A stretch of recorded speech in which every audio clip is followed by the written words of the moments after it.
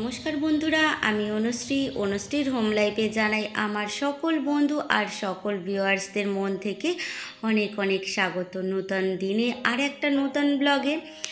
একদম আনাজ কাটা বাছার সময় থেকেই আজকের ব্লগটা শুরু করলাম। আশা করি তোমাদের খুব ভালো লাগবে।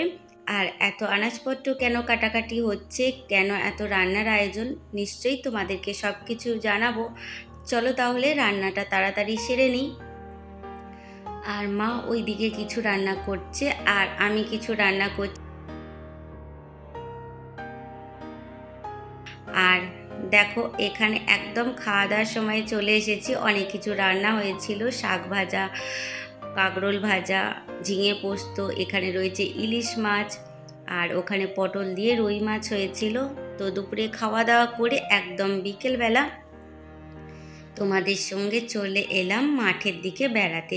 আর আজকে আমাদের বাড়িতে কারা এসেছিল সেটা তোমাদেরকে পরে বলছি। আর তাদের ভিডিও আমি নিতে পারিনি, আর পরে তোমাদের সঙ্গে না হয় সেই নিয়ে কথা হবে। আগে আমাদের মাঠটা তো দেখে নাও, সবুজে সবুজ ভরা, কত সুন্দর মাঠটা। আর এটা হচ্ছে ঝিঙে আর হুঁপো রয়েছে, এই যে ঝিঙা ফুল ফুটেছে দেখেছো।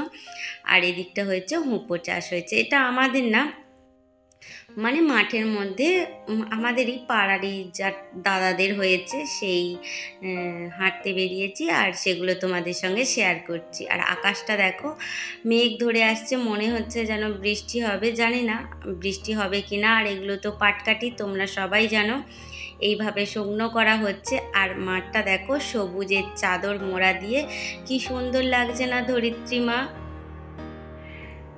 গুড ইভিনিং, শুভ সন্ধ্যা বন্ধুরা, কেমন আছো তোমরা? আরও একবার জিজ্ঞাসা করলাম।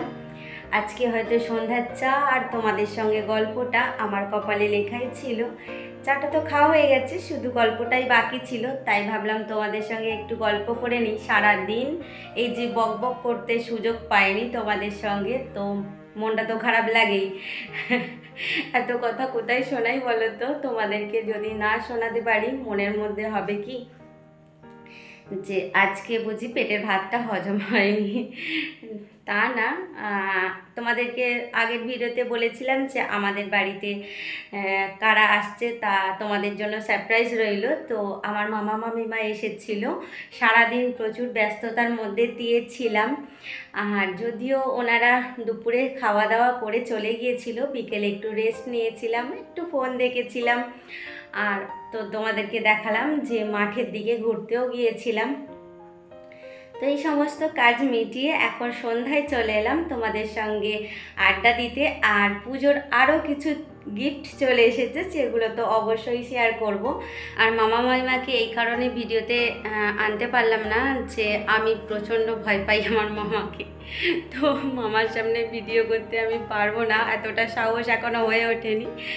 যাই হোক, যদি কোনো দিনও সেই জায়গায় যেতে পারি, নিজেকে প্রমাণিত প্রতিষ্ঠিত মনে করতে পারি, তাহলে হয়তো সাহসটা আরেকটু বেশি থাকবে।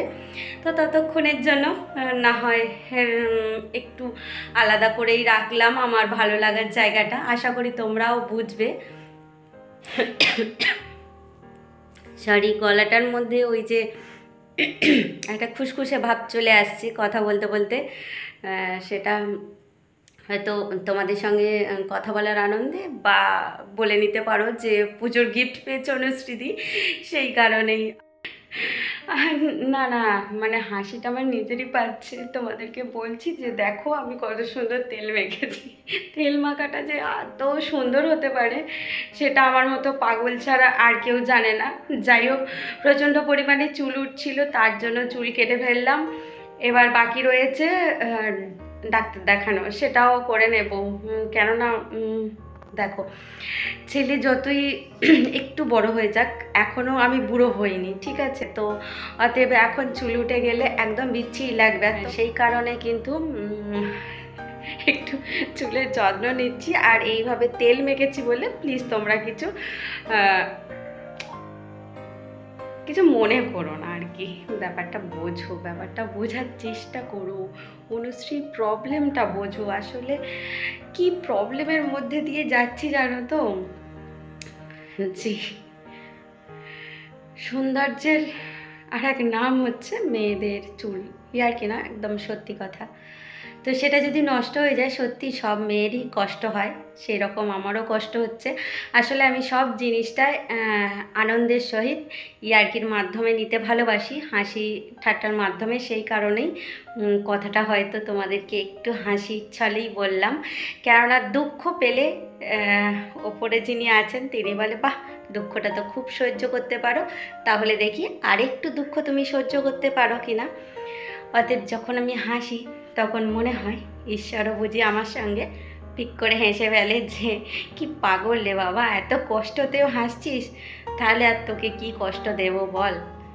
সেই কারণে তোমরা হয়তো বলবে যে অনুশ্রীদি কী দিয়ে চা খেয়েছো যে এত বকবক করছো, এত এনার্জি কোথা থেকে পাচ্ছ। তো না, আর বকবক করবো না, চলো কী কী গিফট পেলাম পুজোতে আরও একবার সেগুলো তোমাদেরকে দেখাই। এটা অবশ্যই আমার মামা মামিমার তরফ থেকে গিফটটা পেয়েছি। তো চলো কী কী গিফট হলো পুজোতে, কেমন শাড়ি হলো আরেকটা দেখাই তোমাদেরকে। তো বসে পড়লাম তোমাদের কাছে গিফট দেখাতে। চলো তাহলে কি কি গিফট পেলাম সেটা আগে দেখাই। আগে নিজের শাড়ি থেকেই শুরু করি।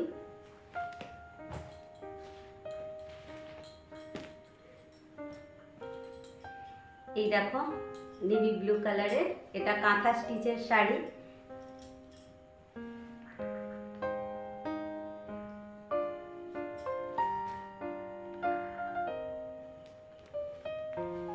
শাড়িটা কেমন হয়েছে তোমরা কিন্তু অবশ্যই জানিও। এটা নেভি ব্লু কালারের ওপরে, আর এগুলো হচ্ছে কাঁথা স্টিচের শাড়ি। এটা হলো আমার শাড়ি, আর সেম কাঁথা স্টিচের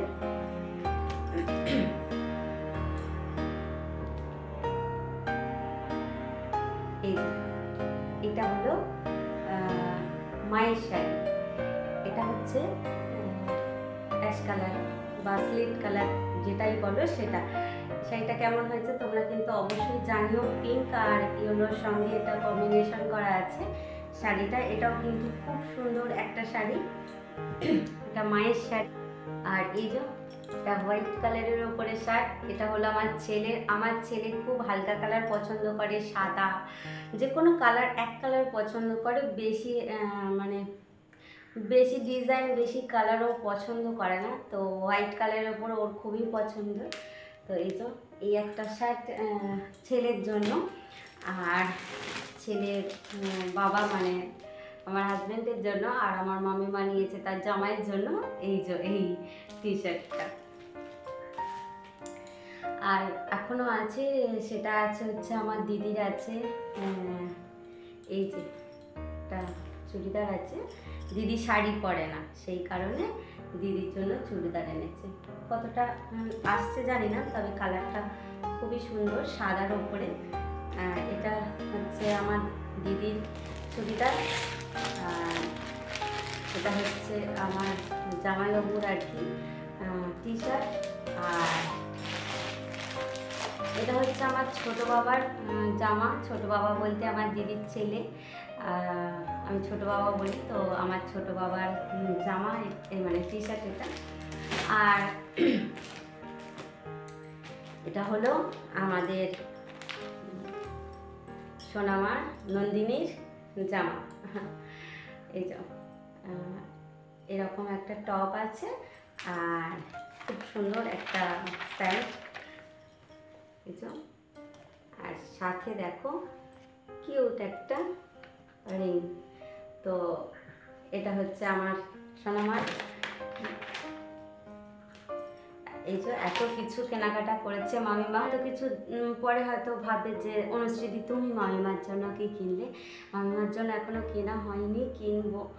আর আমার ভাইয়ের বিয়ে আসছে, সেই বিয়েতে যাতে পড়তে পারে মামিমা বউ বরণ করার সময়, সেরকম ভেবেছি। সেই কথাটা মাথায় রেখে ভেবেছি একটা সুন্দর দেখে শাড়ি কিনবো। তো যখন কিনবো নিশ্চয়ই তোমাদের সঙ্গে শেয়ার করব। জানি না সেটা পুজোর মধ্যে হবে কি পুজোর পরে হবে, কেননা পুজোর সময় এই যে মামিমারা চলে, আসলে মামিমারা থাকে পুরুলিয়াতে, তো অনেকটা ডিস্টেন্স আসা যাওয়া হয়তো সবসময় করতে পারে না। মামাকে ডাক্তার দেখাতে এসেছিলো, সেই কারণে জামা কাপড় কেনাকাটা আগেই করা ছিল মামিমার, তো সেগুলো দিয়ে গেল। আবার কবে আসবে দেখা যাক, যখন আসবে নিশ্চয়ই, যখন আমিও কিনবো তোমাদের সঙ্গে সবটুকু শেয়ার করব। আর কেমন লাগলো অবশ্যই তোমরা কিন্তু কমেন্টে আমাকে জানিও। আচ্ছা আচ্ছা, শেষ না, আর একটা কথা তো বলতে ভুলে গেছি, আমার জন্য কিন্তু একটা সুন্দর ব্যাগ এসেছে। এই যে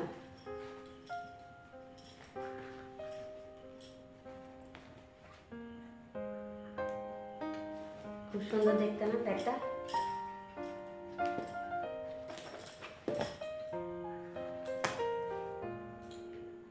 এটাও কিন্তু আমার মামিমা এনেছে। আমি ব্যাগ প্রচণ্ড পরিমাণে ভালোবাসি, বলতে পারো দিদি আমাকে বছরে 2-3টে ব্যাগ দেয়। আমার মাসিও যেটা কিনবে, ব্যাগ কিনবে কোথাও গেলে, মামিমাও তাই। আমি ব্যাগ নিতে খুব ভালোবাসি, তো আমাকে সবাই মিলে ব্যাগ খুব গিফট করে, বিশেষ করে আমার দিদি প্রচুর ব্যাগ দেয়। তাহলে বন্ধুরা দেখতেই পেলে পুজোর আরও কিছু গিফট, আর কেমন লাগলো তোমরা অবশ্যই কমেন্টে জানিও আমাকে। তোমাদের সঙ্গে বকবক করে মনের সব কথা বলে যখন নিচের ঘরে এসেছি, দেখো পাখিগুলো কত সুন্দর করে ঘুমাচ্ছে। ভাবলাম তোমাদের সঙ্গে একটু শেয়ার করি। চুপিসারে গেলাম, কিন্তু তাহলেও ঠিক বুঝে ফেলেছে যে পিছনে কেউ আছে। কিভাবে তাকাচ্ছে দেখেছো, পিট করে। তো এই সুন্দর দৃশ্যর সাথে সাথে আজকে তোমাদের কাছ থেকে বিদায় নিচ্ছি। দেখা হবে আবার। খুব ভালো থেকো, হাসি খুশিতে থেকো।